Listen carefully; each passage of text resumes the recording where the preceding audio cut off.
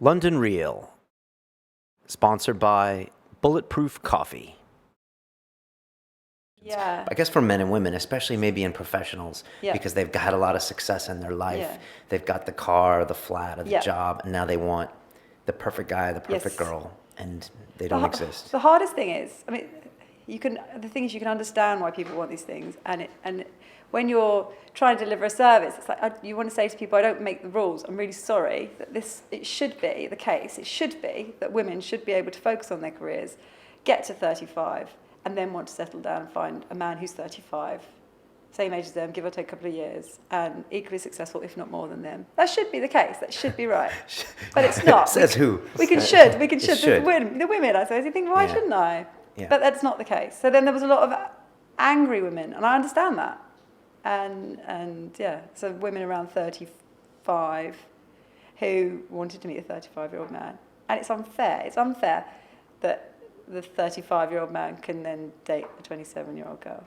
It's not fair. Okay, so they. But it's the way it is, and I couldn't do anything about it. So that's when the sort of the customer satisfaction became a bit challenging. But that in the underlying sort of thing you're saying, there's a 27-year-old girl is better than a 35-year-old girl? No, not at all. No, I know, but so Yeah. so then what's wrong with the 35-year-old? Well, you're a man. You Yeah. should be able to answer that one. No, I know. I disagree. I don't think a 35-year-old girl who's lived and who has experiences and conversation, all that sort of stuff is great. I think so. Yeah, I think right. everything being equal. Sure. I think that make that very clear. Yeah. Everything being equal. But most men actually, they would be like, no, I'll go date a 23-year-old. I mean, I'm just second guessing them really here, but But you would know. You've seen this. yeah, I would say it's the pressure Sure.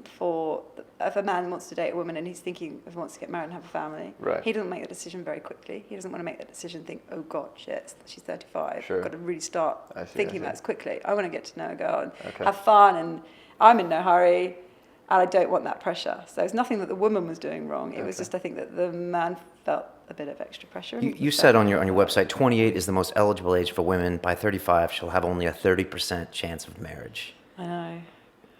Tell us what that means.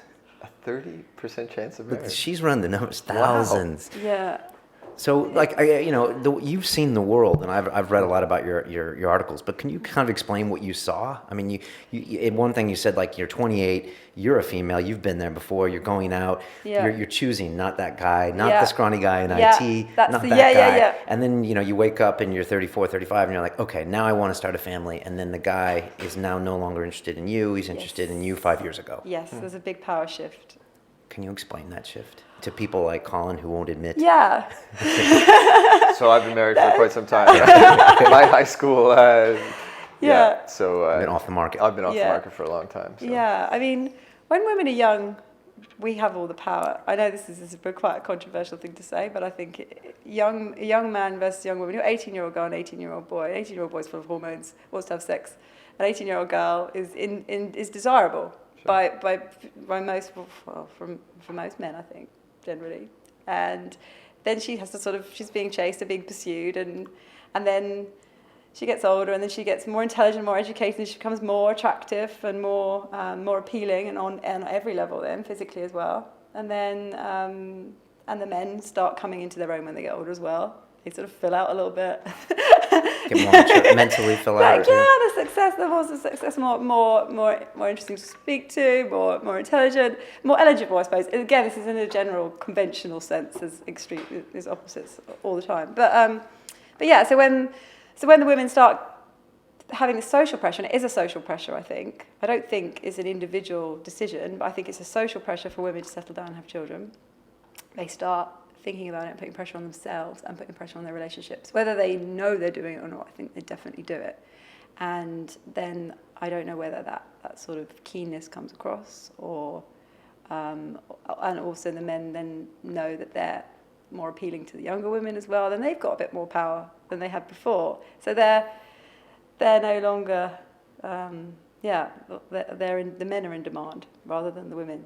This is sort of peer Right. That So makes it's so sense. can you, I mean, so do you try, like in your book, for example, do you try to give advice to the 30-year-old woman, or and to say now is the time to, pursue your options and, make the decision now? Or can a 30-year-old woman get advice from anyone older?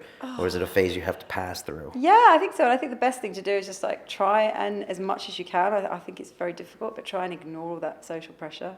Because I think if you can do that, then part of the problem's gone. Because I don't necessarily think it's that the woman is 35. I think it's that pressure is making her more concerned about whether she should be married. Her friends are getting married, and it comes across. And I think that sometimes puts men off. Okay. So is the pressure not sort of derived for women just from biology? It could be. Right. So like, I want to have kids. I'm 35. Like, it's time to get going. I think it cracking. could be, but I think if you look at when a woman's most fertile, her drive should then be at Like the highest, shouldn't it? And women are most fertile when they're much younger. So I could sort of see that, but I think it's much more of a society pressure than it is a sort of instinctive drive, I would say.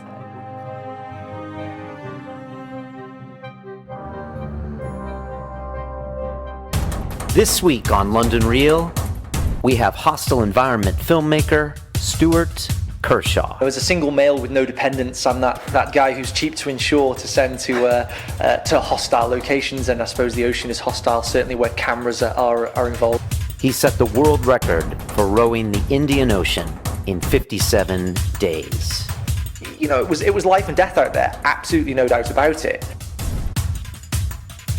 Our water maker failed after a week. We were hand pumping from an emergency desalinator.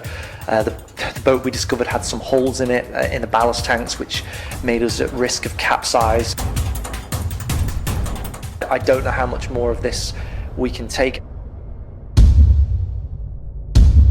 On Sunday, London Real presents Stuart Kershaw, extreme filmmaker. I don't take credit for us breaking that world record.